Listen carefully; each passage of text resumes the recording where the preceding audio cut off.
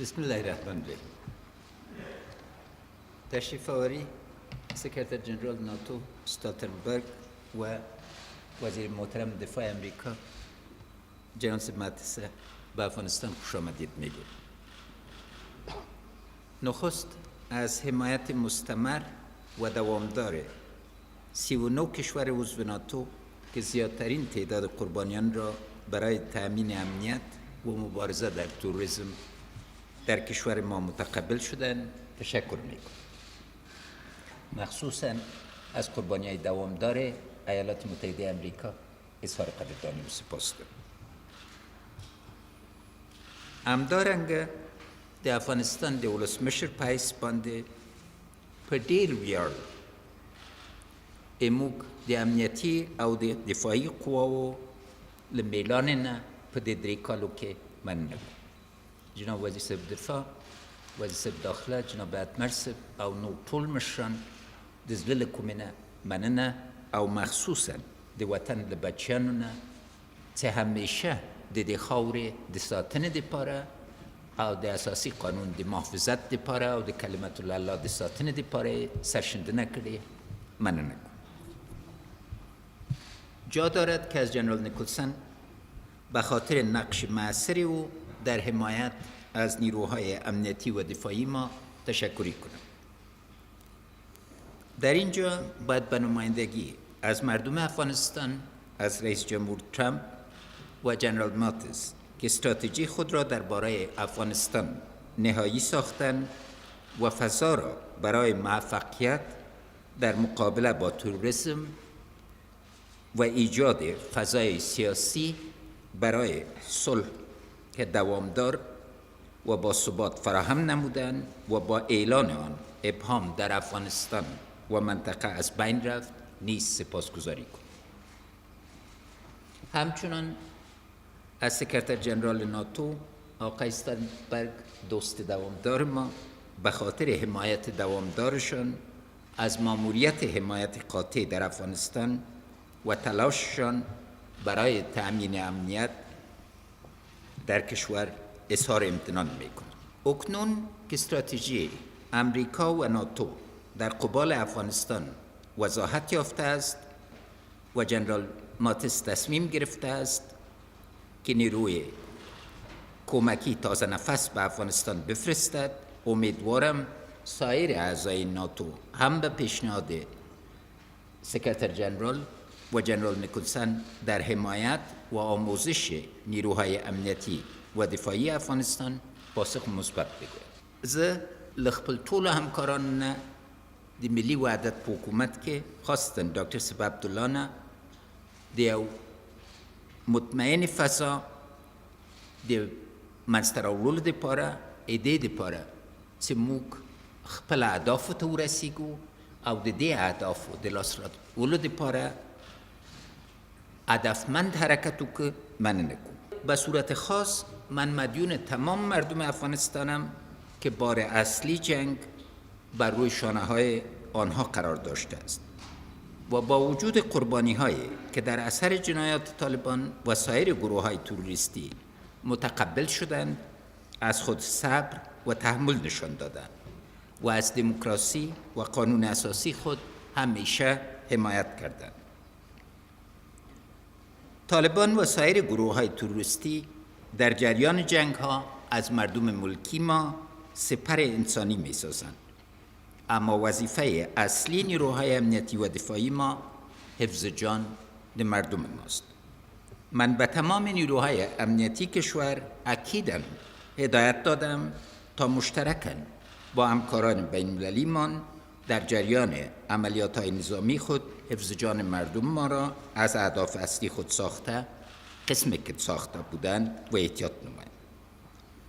ما از نیروهای بین المللی که نیروهای ما را آزمایش میدهند میخواهیم که پیوسته وضعیت را از این لحاظ ارزیابی نموده و باید اولویتشان حفظ جان مردم ملکی باشد. موږ د څلور کلنې امنیتي استراتیژي چې د دولت لخوا جوړه سوې او خاصا د امنیت د شورا سلاکار اتمر صاحب او نور همکاران نه مننه کوم او د بین المللي ټولنې د تایید وړ ګرځېدلې ده دا ده چې موږ راتلونکي او موږ ځوان مسون او محفوظ اوسي او د دې دپاره موږ قرباني ورکوو د دې دپاره ده چې موږ د کوچنیانو د میرمنو د خویندو او د ورونو راتلونکی اوسا اوسي.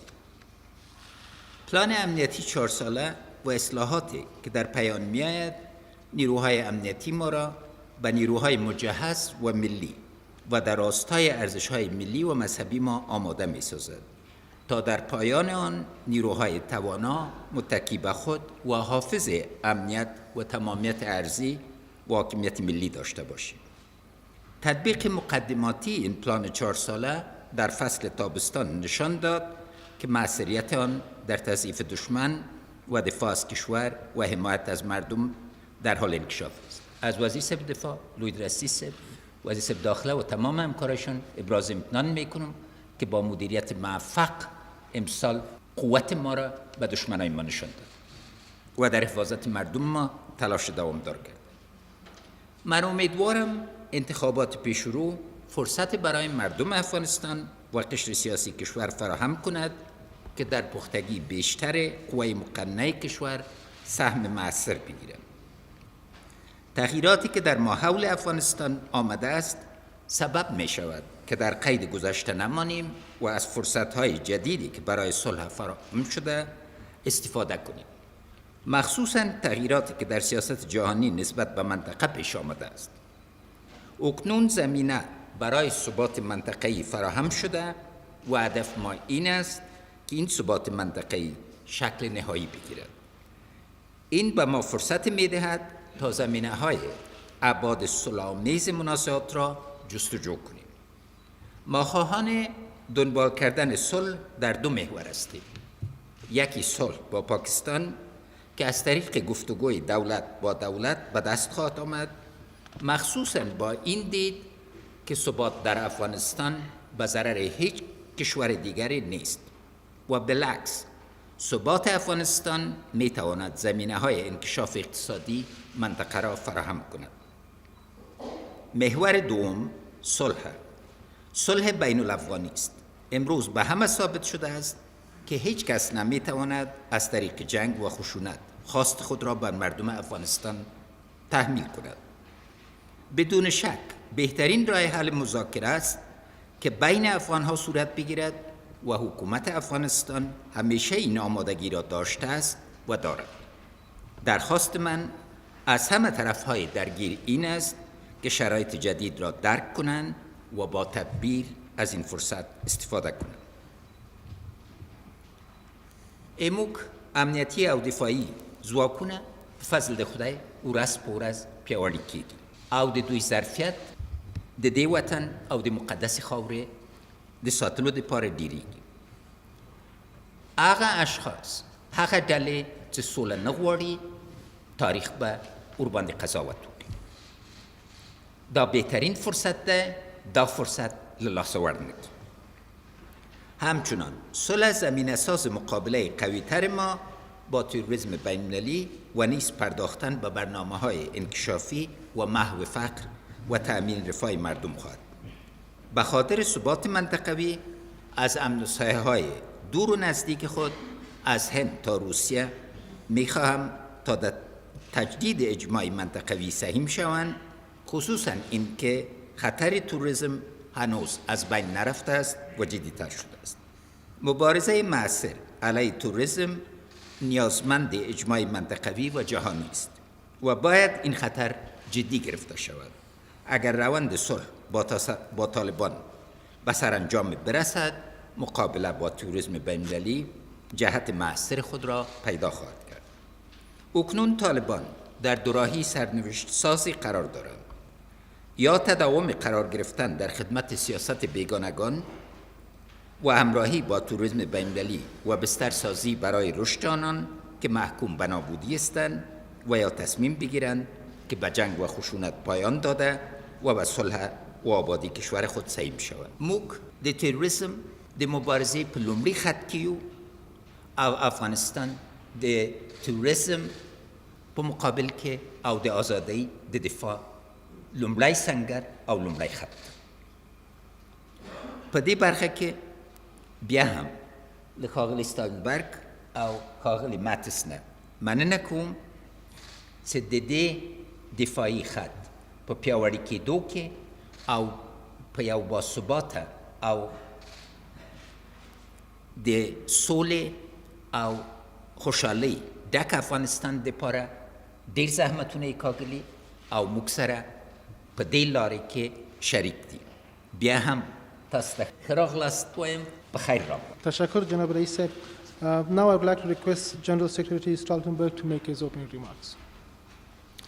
Thank you, President Ghani. I have appreciated your friendship for many years, and I also commend you for your great vision for this beautiful country with such a great potential.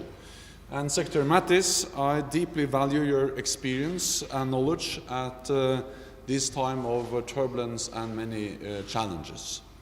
I commend you both on your leadership, and I'm honored to be here in Kabul today with Secretary Mattis and to meet with you, President Ghani.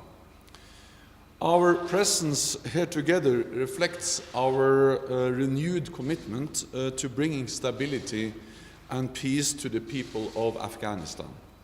During our visit, I will have the privilege of meeting Afghan and coalition forces. Around 13,000 troops from 39 different countries serve in our resolute support mission. Around half are US troops, with the rest coming from European allies and our partner nations.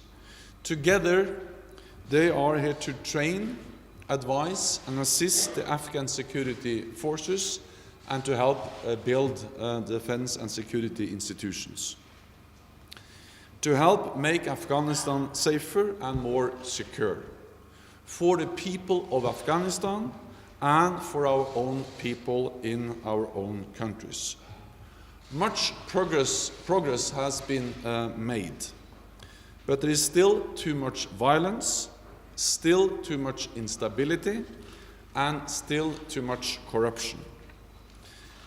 NATO's presence in Afghanistan has come at a great cost, a human cost. Hundreds of thousands of brave men and women have served under the NATO flag. Thousands have lost their lives, and many more have suffered visible and invisible wounds. There is also a financial cost.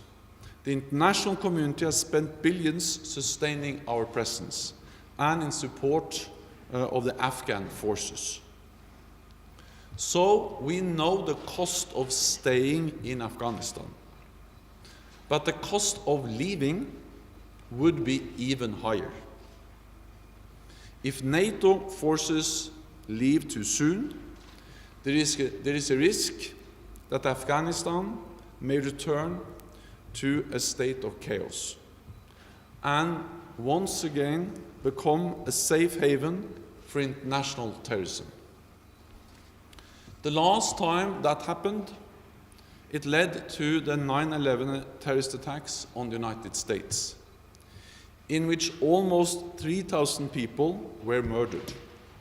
We cannot allow that to happen again. NATO leaving would also risk further instability in the region, including refugees fleeing for the safety of Europe. These risks to our own security, to our own societies, and to our own credibility are too great, and they would be devastating for the Afghan people. NATO doesn't quit when the going gets tough. We keep our promises. That is why I very much welcome that many nations have pledged further contributions to our mission here in Afghanistan, including more troops from the United States.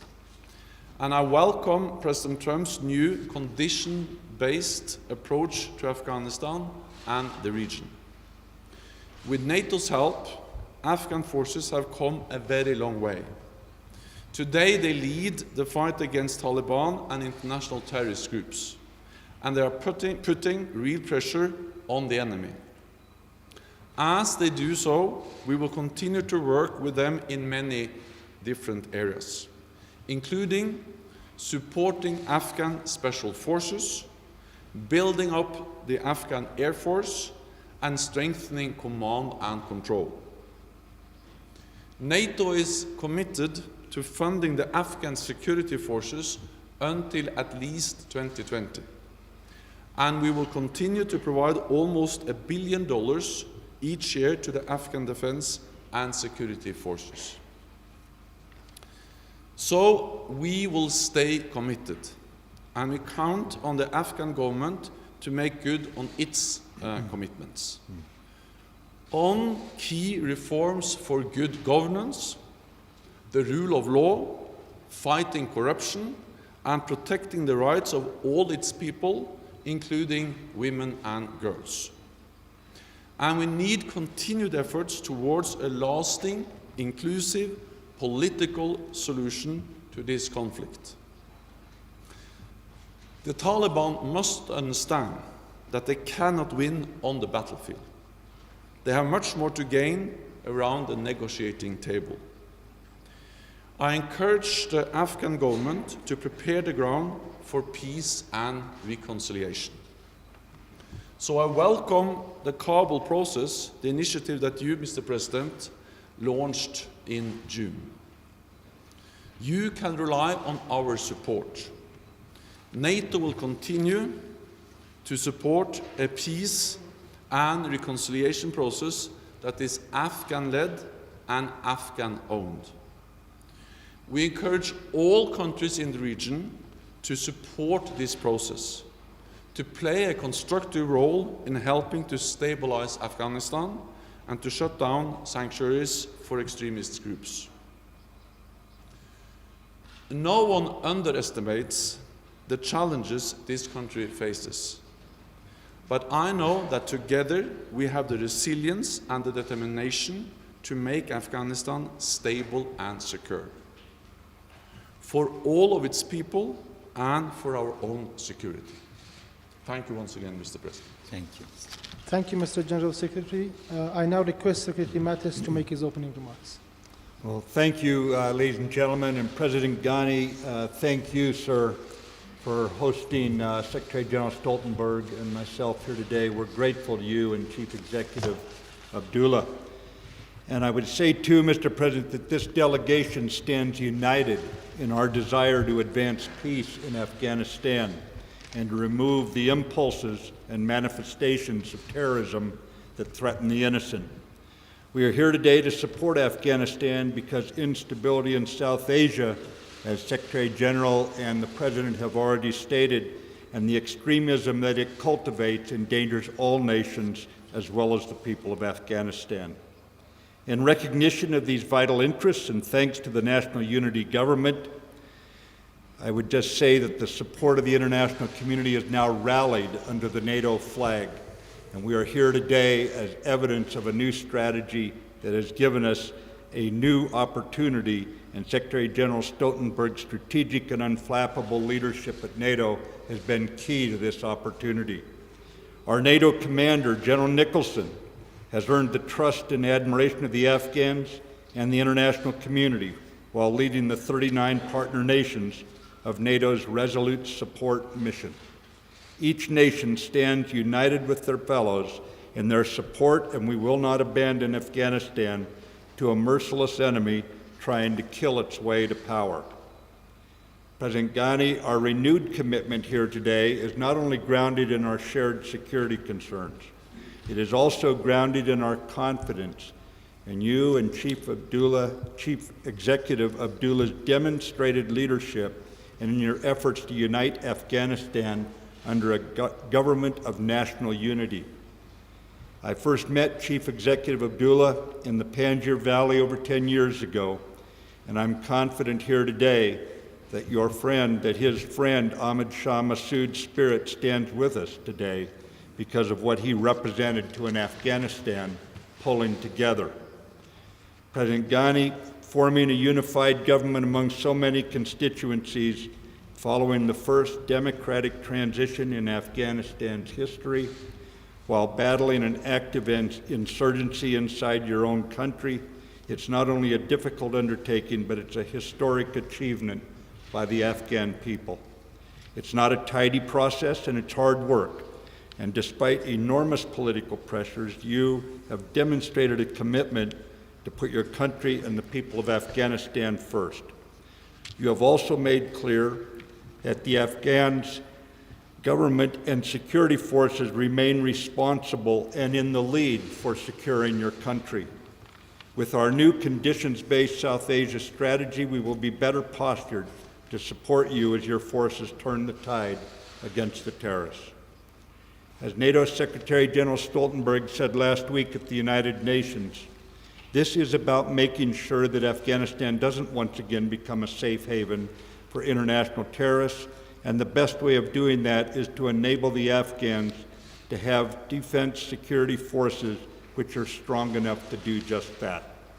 Under this strategy, we are approaching the problem with a more holistic and comprehensive regional framework, providing advisors to accompany Afghan units to provide NATO support to them, adding more U.S. troops alongside additional allied contributions, and making clear that we are not quitting this fight.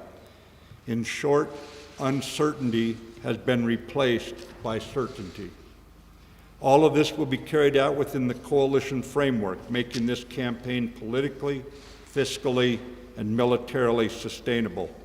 This new strategy is conditions-based, not time-based, because war is principally a matter of will, and we've made clear that we have the will to stand together. Our Afghan partners have fought valiantly, and the Afghan security forces today number more than 300,000 strong, will continue to take the lead. As President Ghani said last week in New York, Afghans are determined to fight. No one should mistake our will to defend our country, and we stand with you.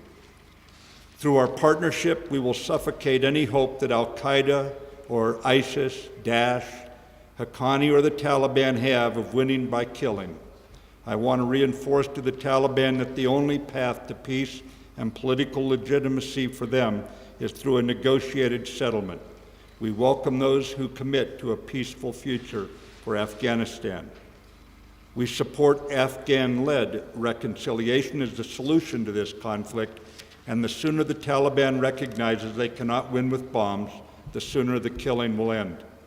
President Ghani has established a 4-year plan to improve the strength, the professionalism, and the sustainability of the Afghan security forces, and we in the coalition support his plan. Specifically, increasing the lethality of Afghan security forces by increasing its commandos, special forces, and air capabilities will bring increasing capability to the protection of the Afghan people. Our coalition is committed to doing everything humanly possible to protect the innocent caught up in this war, where our enemy purposely targets the innocent. We also see an improving generation of Afghan leaders thanks to additional coalition trainers at training centers and the new selection process for who leads in this fight. By instituting reforms found in President Ghani's plan and implementing counter-corruption efforts to ensure accountability, we will see sustained improvements. Mr. President, on this latter point, I want to applaud your personal commitment to reform. You recognize the value in fighting corruption and in accelerating institutional reform across government, ensuring the protection of your people by more capable security forces and better government services for your people.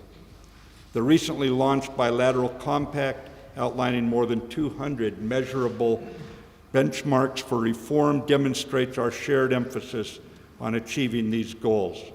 And lastly, Mr. President, we continue to support Afghanistan. We remain committed to building the capacity of your armed forces to secure Afghanistan and to end this war, reconciling with those who want a better future for the Afghan people and a world free of terror. Thank you.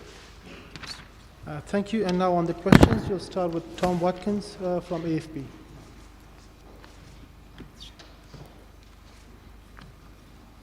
Thank you. First, I was wondering if any of you could please respond to reports this morning of a rocket attack near the airport just after we landed today. Doesn't this highlight how bad the security situation is, even in the capital? Then I'd like to ask each one of you a question. Mr. President, if I may, there are reports that President Trump is pressuring you to close the Taliban office in Doha. Are you going to agree to that? Then for Secretary Mattis, what is your current assessment of how much weaponry and support Russia and Iran are now providing the Taliban? And finally, for Secretary General, NATO has praised the new conditions-based approach for Afghanistan, but some European officials are grumbling that not enough has changed. How do you persuade European members to support this indefinite extension to the Afghan mission? Thank you. Yes. Thank you.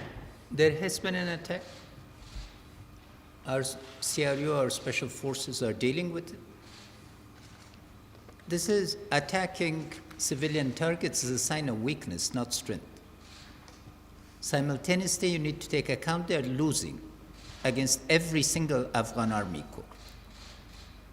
The conduct of war this year, its leadership has been exceptional, but terror does not recognize boundaries. Is an attack on London a sign of weakness of London or the heinousness of the terrorists? We stand together against the forces of terror and we will contend. The report is a rumor, and let's leave it at the level of the rumor. It's not a policy. On the question of how to make sure that European allies are contributing troops to the NATO mission in Afghanistan, I would say the following, and that is that a stable and secure Afghanistan is in the interest of NATO. The more stable Afghanistan is, the more safe will we be. So that's the reason why we are in Afghanistan, because we have seen that it is extremely important to support Afghanistan in their fight against terrorism, because that's also our fight against terrorism. And we have to make everything we can, or we have to do everything we can to prevent Afghanistan once again becoming a safe haven for international terrorists. We saw what happened last time that was the case back in 2001, 9/11. So I'm absolutely convinced that European allies will not only support the US new strategy in words but also in deeds. At our defense ministerial meeting in June, we actually decided to increase the troop levels of the NATO mission in Afghanistan, and several allies have already started to come up and step up their pledges to send more troops. So they are sending troops to Afghanistan because it is in their interest to have a more stable and secure Afghanistan. Yeah, I want to mention something about the attack on the international airport. If in fact there was an attack, I've only heard some press reports so far, not confirmed, but an attack on an international airport anywhere in the world is a criminal act by terrorists. It's designed to go after generally innocent people to make some sort of statement, and this is a classic definition of what the Taliban are up to right now. It defines their approach to how they see their role here, and if in fact this is what they have done, they will find the Afghan security forces continuing on the offensive against them in every district of the country right now. So it is what it is, but it's also the reason why we band together and we don't question what we're doing here. On the role of anybody providing support to the Taliban, I would just put it this way. Terrorism is a scourge for everyone in this world. Those two countries that you mentioned, Tom, have both suffered losses due to terrorism. So I think it'd be extremely unwise to think that they can somehow support terrorists in another country and not have it come back to haunt them. But I'm not willing to discuss the specifics at this time on those two countries. Thank you. Fahim Nouri from Ariana News. تشکر بسیار زیاد جناب رئیس جمهور. یک سوال از شما دارم در مورد ازی که شما در مجمع عمومی سازمان ملل متحد گفتین که فرصت است برای پاکستان که درگیر شود با گفتگوها با افغانستان، وارد گفتگوها با افغانستان شود. آیا شما پاسخ از پاکستان دریافت کردین در این مورد؟ و my next question goes to Mr. Secretary of Defense. What do you think if Pakistan not take any action regarding the safe havens? What the next steps will be?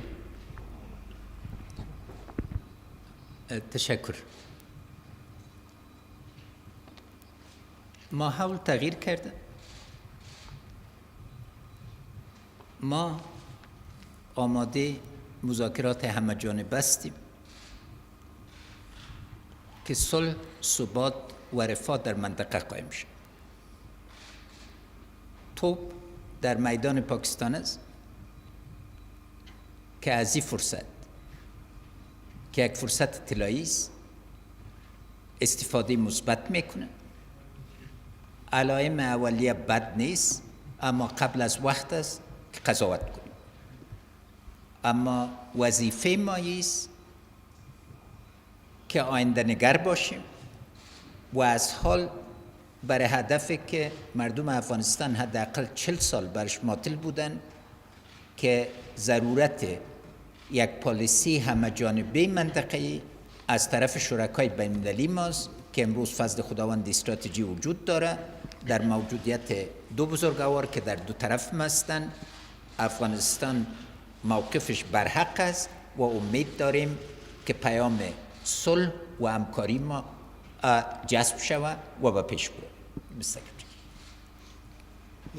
Thank you, Mr. President. I agree 100% with President Ghani that this South Asia strategy and this renewed commitment is an opportunity for Pakistan to engage in the counter-terror campaign.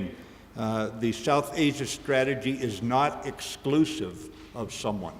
It is inclusive for all responsible states that want to stop terrorism in its tracks and defend the innocent. So I see this as an opportunity, and we will work this issue forward with that idea in mind, that vision in mind. Thank you. Jennifer Rezo from CNN.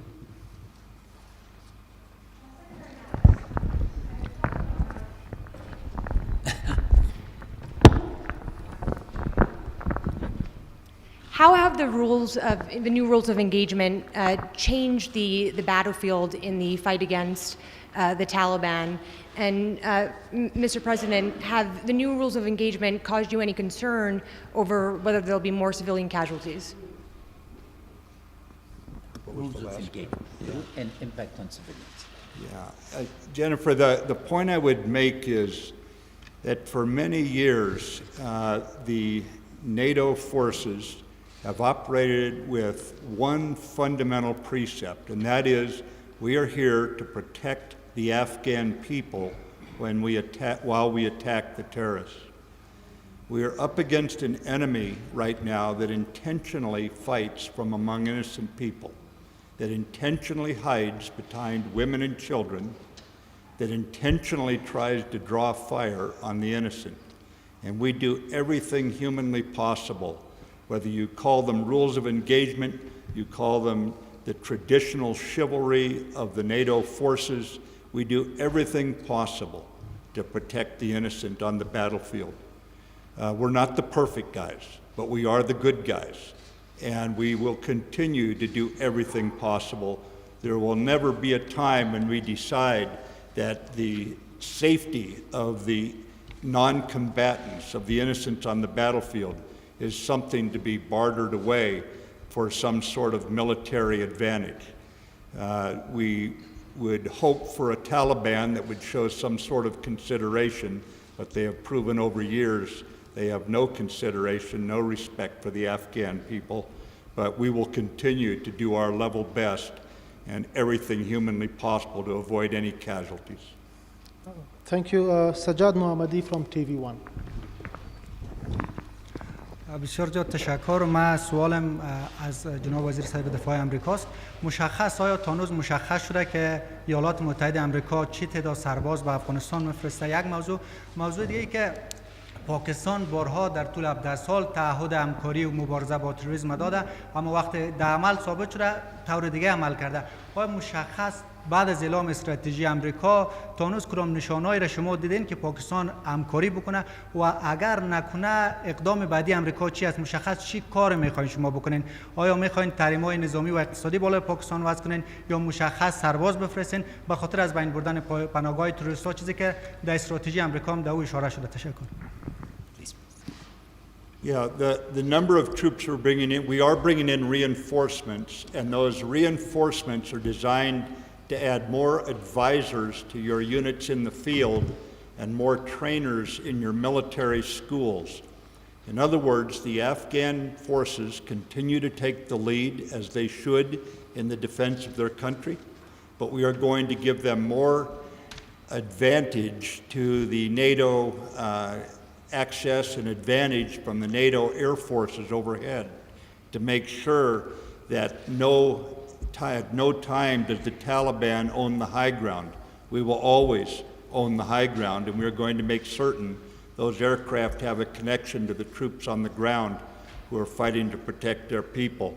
I prefer not to go into the specific numbers right now. We are bringing in more Americans. There are also more coalition forces, non-Americans who are coming in. I don't want to tell the enemy exactly what we're doing, but the whole point is to make certain that we have a compelling battlefield advantage over anything the Taliban tries to mass against your forces. We're not going to stand for that. So far as Pakistan, we will watch Pakistan's choices. We will engage with Pakistan.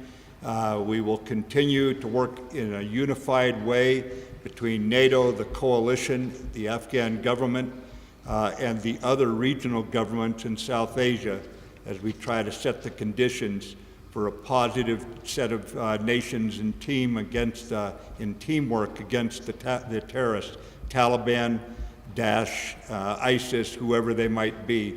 There's an increasing collusion. There's increasing teamwork among the various terrorist bands, and I would just tell you that this simply gives a more impetus to those of us who are against terrorism to work together. Thank you. Bill Gallo from Voice of America. Yes, hello. Thank you very much. This question is for Secretary Mattis and Secretary General Stoltenberg. Under the new strategy for Afghanistan, what are the metrics you're using to define success? How will you know you're winning and that the new policy is making a difference? Yeah, Bill, what we're going to do is we're going to take the compact that has been put together. We're going to match it to the NATO mandate of support to the Afghans. We're going to then evaluate President Ghani's more than 200 benchmarks, plus we have others we are going to engage with the Afghans to adopt as well as we mature this metric system. And we will evaluate them on a frequent basis, some of them on a monthly, some of them on a yearly basis, depending on what kind of metrics we're using for which issues. And we are going to be monitoring them across the various issues that have been spoken about up here today. Who initiates the most fights with the enemy? How are we doing on selection of junior officers from NCO ranks? How are we doing on counter-corruption? All of this comes together in an integrated whole of government, whole of coalition campaign. And the ongoing evaluation will be transparent. In other words, we will share all of our data, we will review it together, and we'll make adaptations as needed. Secretary General. The main reason for NATO being in Afghanistan is to prevent Afghanistan becoming a safe haven for international terrorists. And the best way to achieve that is to enable the Afghans themselves to stabilize their own country. And we have made a lot of progress because not so many years ago there were more than 100,000 NATO troops in a big combat operation in Afghanistan. Now we are, 13,000 is the current level. And the main purpose of that mission is to train and assist and advise the Afghans. And the Afghan security forces took over responsibility for the security in this country in 2015. So we are step by step enabling the Afghans to handle the situation in Afghanistan themselves, and that's the best way to achieve the main goal of our presence, namely to make sure that Afghanistan not once again is a safe haven for international terrorists.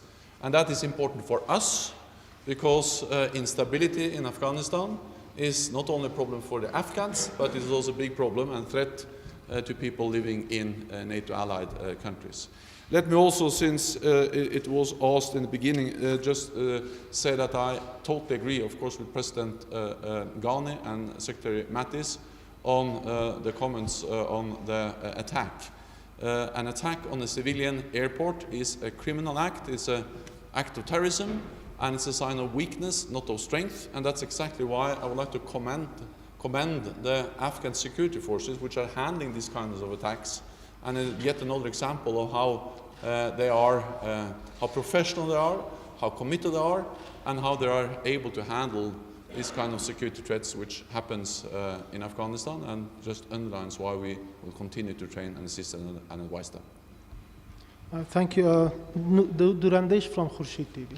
با عرض سلام و ادب، در اول از وزیر دفاع امریکا و دبیرکل ناتو سفرشان به افغانستان خوش آمدید میگم. من دو سوال دارم، یک سوالم از جناب رئیس جمهور است و سوال بعدی هم از آقای متیس وزیر دفاع ایالات متحده امریکاست. آقای رئیس جمهور گزارش ها میرسانه که شما با دونالد ترامپ رئیس جمهور ایالات متحده امریکا در واشنگتن در مورد بسته شدن دفتر سیاسی طالبان در قطر گفتگو کردید. آیا حتی ایالات متحده آمریکا آقای ترامپ خواستار شده از حکومت افغانستان تا این دفتر را بسته کنه؟ آیا حکومت افغانستان در صورتی که ایالات متحده آمریکا بخواد دفتر بسته شود، حکومت افغانستان تمایل دارد تا این دفتر را بسته بکنه و یا نه؟ آقای متیس، پس از اعلام راهبرد شما، یگانه کشوری که مخالفتش نشان داد با این راهبرد حکومت پاکستان بود. حکومت پاکستان حتی با این صدایش توانست کشورهای از جمله روسیه و چین وادار بسازد تا از این راهبرد در برابر این راهبرد مخالفت نشان بدن. با وجود که ایالات متحده آمریکا میداند که پناهگاه امن در خاک پاکستان هست، آیا برنامه وجود دارد تا ایالات متحده آمریکا به خاطر نابودی هراس‌افکنان در خاک پاکستان پناهگاه امنش هراس‌افکنی را البته مورد آموزش قرار بده و یا نه؟ تشکر. Thank you. You know, we've just rolled the strategy out, and before I consider making any pronouncement about its success or failure, or about, you know, as far as somebody looking at it saying they don't like it, I want to engage with them first. You understand that we need to engage, we need to sit down together and talk very openly and frankly about where we're at today, where we've been, and where we're going to go. And so those discussions will be ongoing, and you have seen the strategy yourself, so you know where our position is, and we'll move forward along those lines. تشکر از سوالتون. چون بیشترم سوال شد شاید جواب واضح نبوده باشه. راجع جزء موضوعات بحث ما نبود. گزارشی که آمده افواس به اساس مذاکرات استوار نیست. در ماحول تغییر ما باید سر دفتر فکر جدی کنیم و اگر ضرورتش باشه دولت افغانستان در این بار تصمیم خواهد گرفت و اگر در ضرورت الغایش باشه هم دولت افغانستان سرش تصمیم خواهد گرفت و البته همکارای بین‌المللی ما در بخش صلح همگام هستند با ما. هدف اساسی را فراموش نکنید که ضرورت یک راه حل سیاسی بر از این معضله است و بازم تاکید میکنم که یک تغییر اساسی در ماحول منطقوی انشالله در حال ایجاد است و ما باید از استفاده کنیم. تشکر. Tashakar. Gordon Lebald from Wall Street Journal. Thank you. Mr. Secretary, a question on Iraq for you. I wondered if you could give us a reaction to the Kurdish vote toward independence in Iraq and how that might affect American forces operating there. And Mr. President Ghani and Secretary General Stoltenberg, as you know, Secretary Mattis has returned from India. Do you see that there's a risk of the U.S. strategy vis-a-vis India could backfire when it comes to potentially angering Pakistan more and getting it to move in the wrong direction, not in the right direction with regard to Afghanistan? Thank you. We welcome the new U.S. strategy for many different reasons. One reason why we welcome the new U.S. strategy announced by President Trump recently is that it has this regional approach. And this region includes both Pakistan and India. So therefore we have both those nations have to be included in a regional approach. We urge all countries in the region to support an Afghan-led and Afghan-owned peace process. And I can't see, there is no reason that dialogue and to have India as part of this regional approach should create any problems. I think on the opposite, if India was not included, that would be a big mistake. So we urge all countries to participate, but as part of an Afghan-led and Afghan-owned peace process. Geography is compelling. There's several nations in South Asia. We have to deal with all of them. And you know, in the case of India, they have been very, very generous in their assistance, development assistance to Afghanistan. And I believe they are committed to doing even more to help the people of Afghanistan. Certainly that cannot be seen as contrary to another nation's interest to help people who are working their way out of many, many difficult years since the Soviet invasion. As far as in Iraq, we have had no impacts to date based on the Kurdish referendum, and we're engaged with all the different parties in the area there right now politically, but militarily it's had no impact. Well, thank you. First, India is a major partner in development. In Brussels conference, India pledged a very generous sum of $1 billion for assisting the Afghan people. Second, India is our largest export partner. The largest amount of exports from Afghanistan go to India. And third, India is potentially one of the largest investors in Afghanistan. We have two choices, either a lose-lose regional strategy or a win-win regional strategy. In a win-win regional strategy, we need to all recognize that a stable Afghanistan is in everybody's benefit, and Afghanistan can become the platform for regional cooperation. Afghan territory will not be permitted to be used for destabilization of any of our neighbors, and this is a cardinal principle with us. We do not differentiate between good and bad terrorism and do not engage in destabilizing our neighbors. But a central component of sovereignty is the ability to have relationship with a third country. We are having an equally productive dialogue with China. China, again, is a fundamental economic regional power, and we are having the same dialogue with Azerbaijan and then with the Gulf.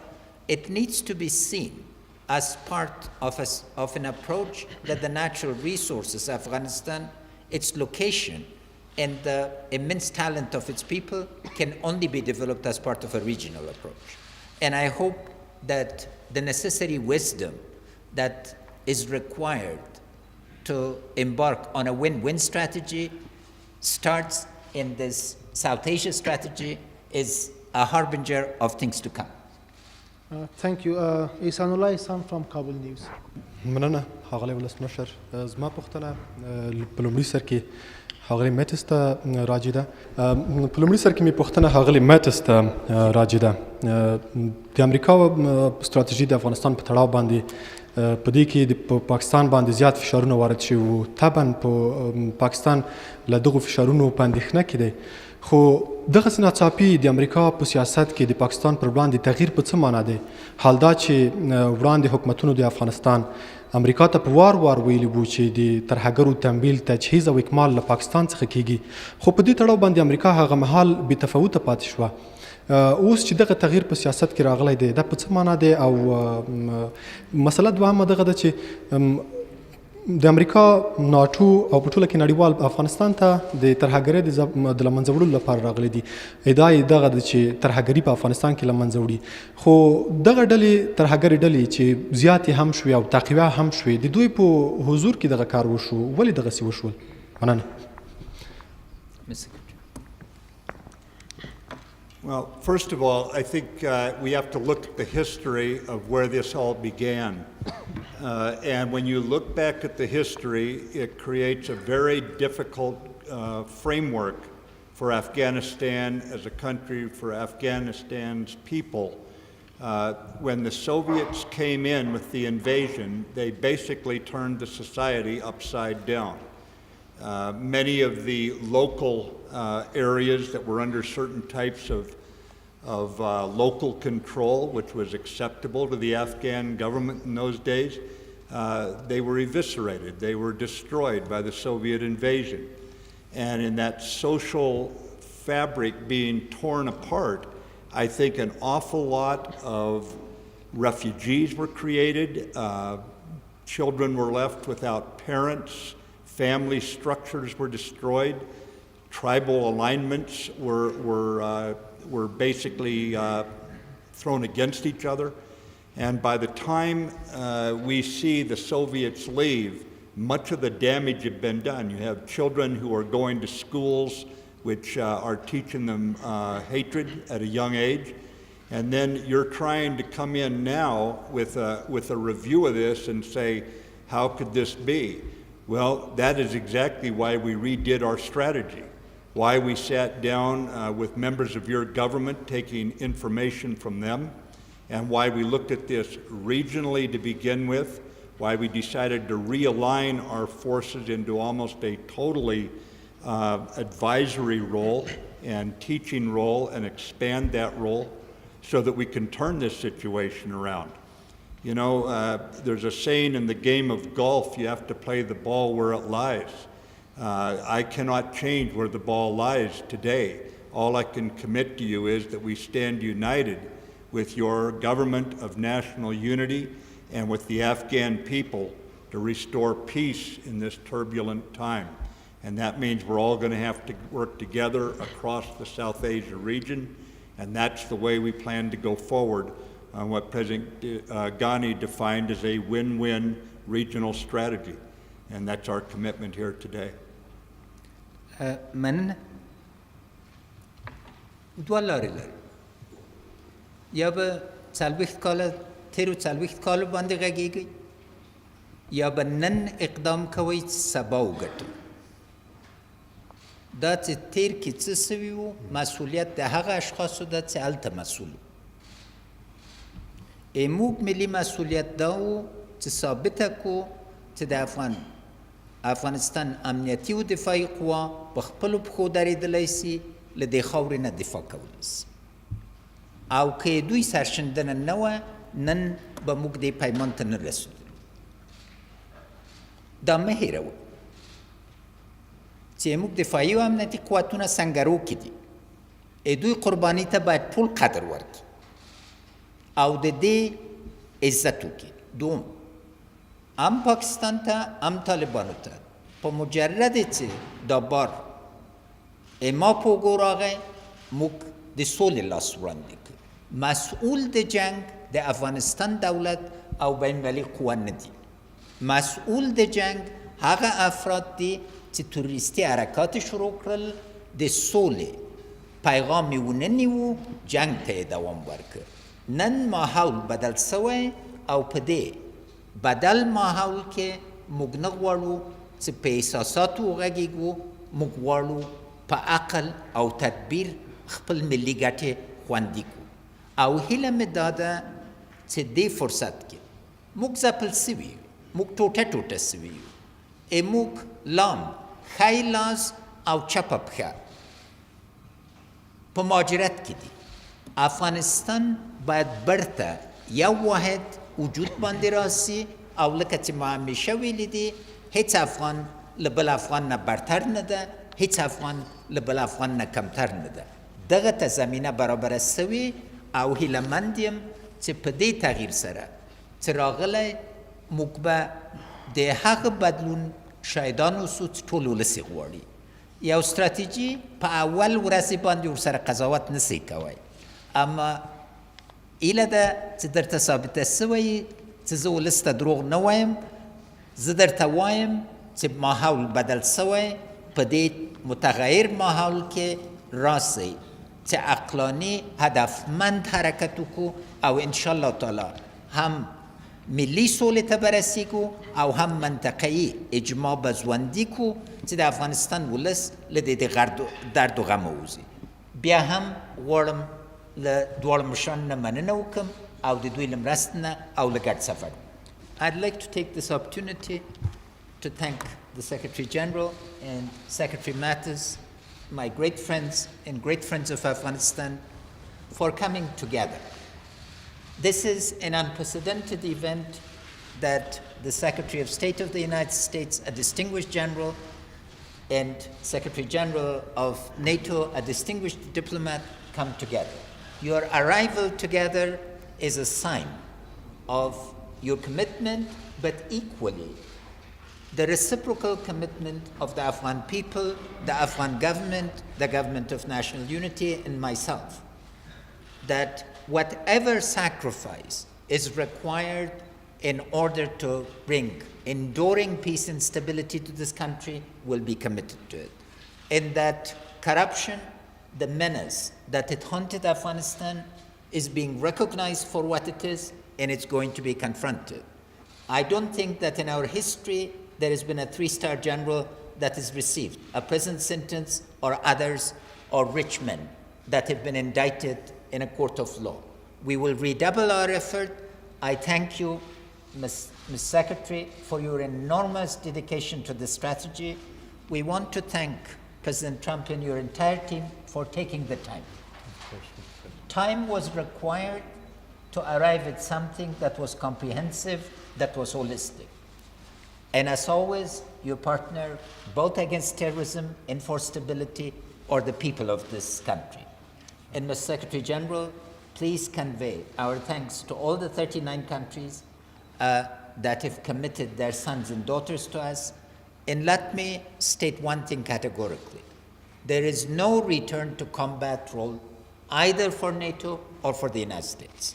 The role is advise, train, and assist, and this will ensure that our security and defense forces are enabled to do what is our patriotic duty and historic obligation to do. Thank you.